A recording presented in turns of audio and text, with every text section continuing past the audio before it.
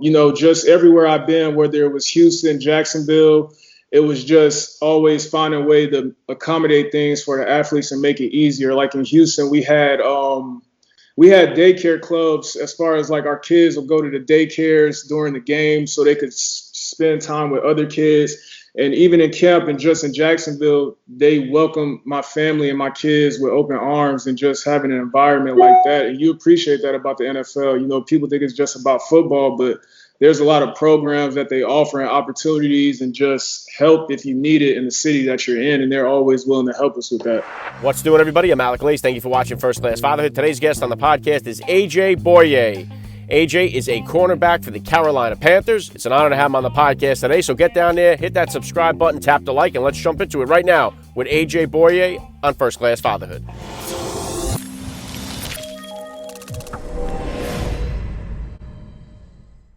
Joining me now, First Class Father, AJ Bouye. Welcome to First Class Fatherhood.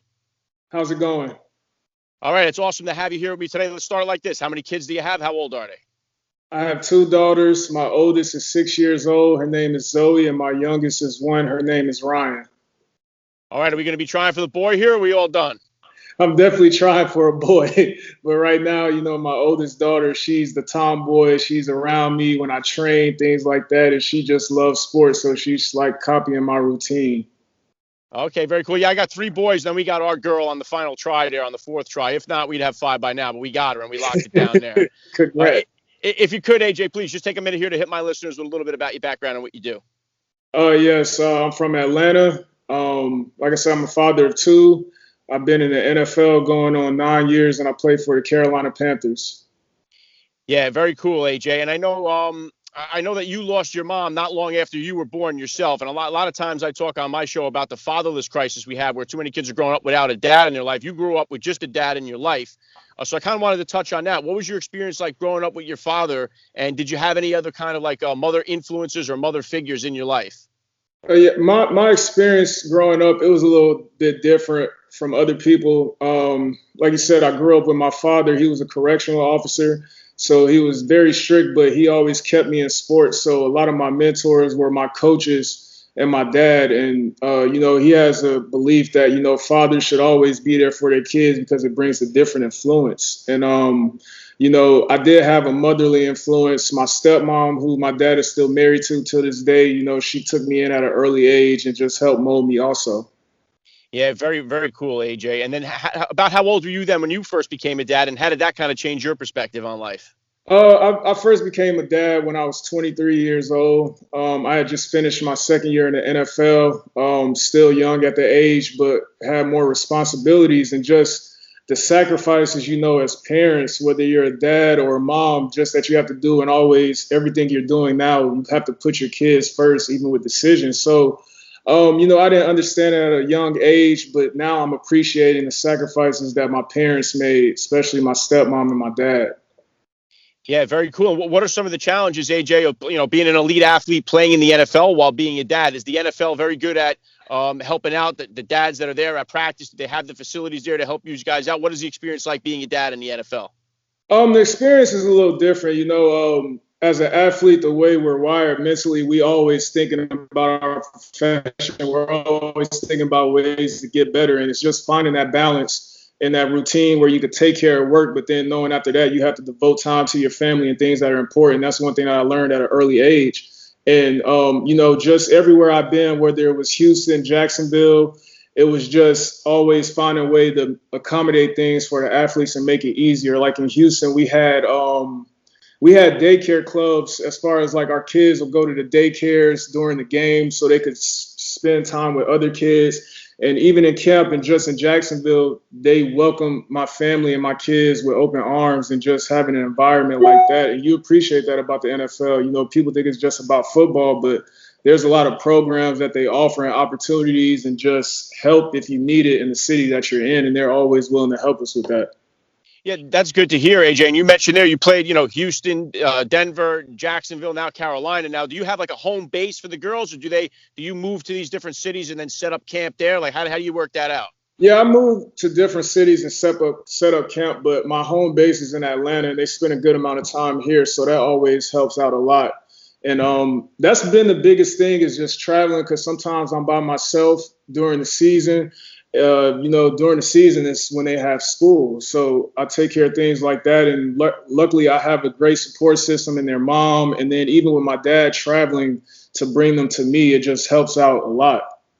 Very cool. What would you say, AJ, are the top values that you're hoping to instill in the girls growing up? I've definitely been instilling them early, especially my oldest is just, I always talk to her about character. I always talk to her about integrity. I ask her, like, what's the definition of integrity? And her answer is always just to make sure that I'm doing the right thing when nobody else is watching. I ask her about character, and she says the type of person that she wants to be to other people outside looking in. And I just, like you said, values. I teach her values. I teach her how to work, just always. I know you want to have fun. I know you want to be on an iPad and play Roblox, but you have to read books first. You have to work out. You have to spend time getting better. And she's learned that at an early age, even to a point. I tried to teach her how to meditate, and she's just like, why do I have to sit still? It's funny, but the youngest one, she's one. I can't teach her things yet, but just knowing that her older sister is learning all those things is going to help to show her little sister. Yeah, and AJ, my youngest is 6 years old. It's my only girl, like I mentioned before there. And one of the things that I struggle with is disciplining her because I've got it pretty decent with my boys. It seems to be a little bit of a better routine I have. My wife gets on me about the discipline because I let her get away with so much. So how do you I know she's young yet, 6 years old, but are you a spanker, timeout guy? How do you manage discipline? And is that different than the discipline style you grew up with? Managing discipline, it differs. Like you said, my style growing up was different. I was the son. My dad, correctional officer, he was more strict.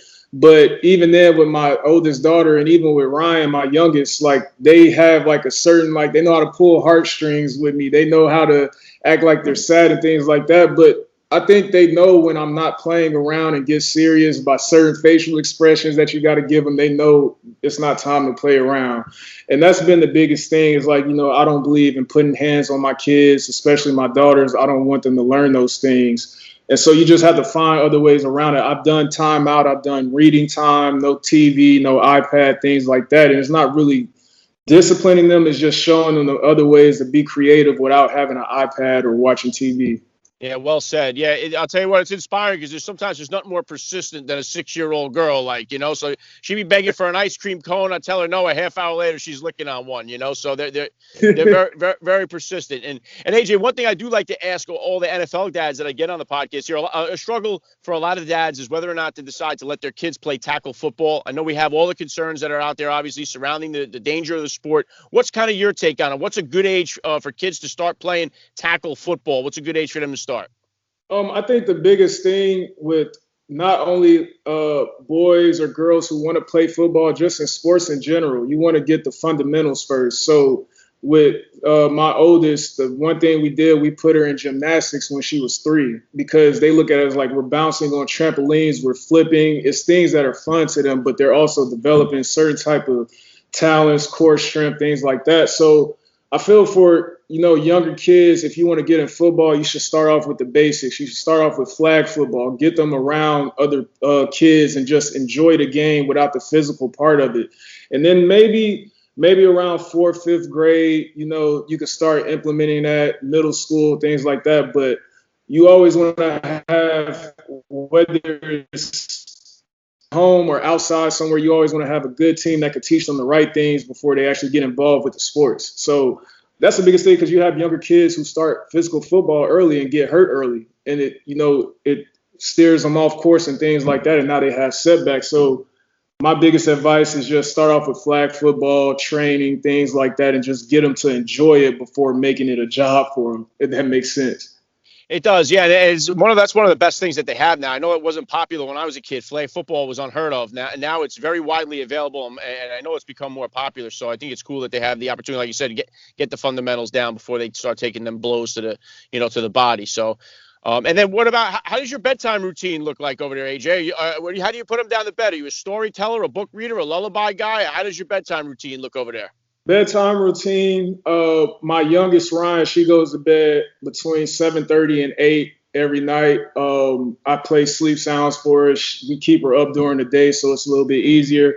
With Zoe, it's a little harder because she has the iPad. She's just always running around, but she usually goes to bed around 9:30 on the weekends. During the weekday, she's usually in bed by 9, and she's good at that because she understands that she has school the next day. Summer is a little bit different because you're telling kids they don't have school the next day. They feel they can stay up. So I think the only time we're not as good with their routine is during the weekends when they know they don't have anything the next day. But besides that, we try to get them to go to bed between 8:30 and 10 o'clock. Okay, very cool. I know the NFL schedule just dropped the other day here, yesterday or the day before. Have you taken a look at it? Are you playing any of your old teammates here? How does the schedule kind of look up for you? What are you expecting? What's your outlook for this upcoming season here? Definitely excited. I seen some of it through like leaks. I didn't know if the official one came out yet. I saw the Texans on the schedule, and that's a team that I used to play for. And from my understanding, we're playing at Houston, so that'll be good because I haven't played there in a while. I'm looking forward to that. And the division games, in the stronger division we play in, just opportunities to play against the defending Super Bowl champions in the great conference. I'm definitely looking forward to that with the pieces that we have, the coaching staff, the team. We're all excited. We've been working early, and, it's great to see things like that. A lot of guys are locked in and motivated. Yeah, very cool. And then how did you, I know the quarantine or the pandemic has obviously turned everybody's life upside down. How did that kind of affect you with the kids? What was and you said your youngest is 1. So did you have her, like, I would imagine right at the height then of this pandemic, what was kind of like the difference of your experience having a child during the pandemic as opposed to your first time around? Were you able to be in the room for the delivery and the whole bit? Yeah, my daughter was born. My youngest was born October of 2019. So things didn't start getting going until like she was around 3-4 months. So it was just really keeping them, keeping us all quarantined in the house. And then the NFL accommodated us as far as like they didn't want us to come into the facilities that year. So I was able to spend more time with my kids at home.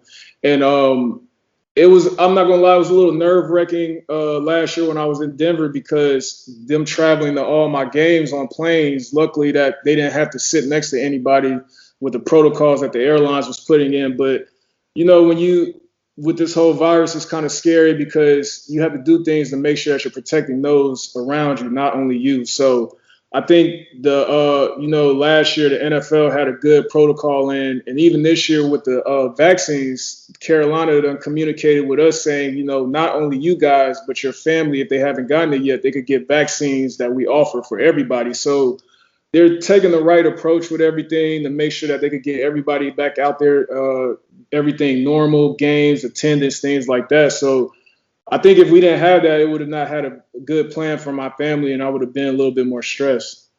Yeah, and I think the NFL did it right. I think they were able to get the whole season in, which was great. It's something we definitely needed, especially coming off what we were doing. It definitely something to unite everybody again and get the sports going. So it was good to see that the NFL was able to push through and get the whole season going. So, last thing I want to hit you with here, AJ, I love to ask all the dads that I get on the podcast here, what type of advice do you have for that new dad or for that about-to-be father who's out there listening? It's going to be a long journey. Take your time, love your kids, and do everything you do in life from now on. Put them first, think about them first, and will it benefit them? All the decisions you make, and just know that they're watching everything that you're doing, and they go pick up on your habits. It just always encourage them, show them that you love them no matter what, and even if they're doing sports or anything challenging, just let them know that you love them, that it's okay for them to fail. That doesn't define them. I think if our kids could learn at an early age, they'll attack life better when they get to high school and college because they won't be defined by their setbacks. So, yeah, very well said. I love the message. This has been a lot of fun for me. I got to say, AJ Bouye, you're a first-class father all the way. Good luck this season, and thank you for giving me a few minutes of your time here on First Class Fatherhood. Thank you.